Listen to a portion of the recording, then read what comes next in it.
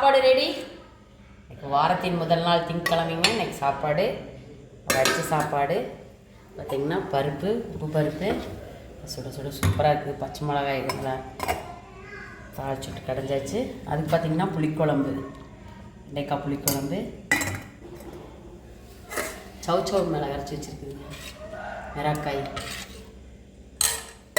பருப்புக்கு புளிக்குழம்புக்கு ரெண்டுக்குமே நெய்யுங்க சூப்பராக. எங்களுக்கு புளிக்குழம்பு ஊற்றி சாப்பிட்டா ரொம்ப பிடிக்கும். ரசம், கேரட் பொரியல், அவரைக்காய்,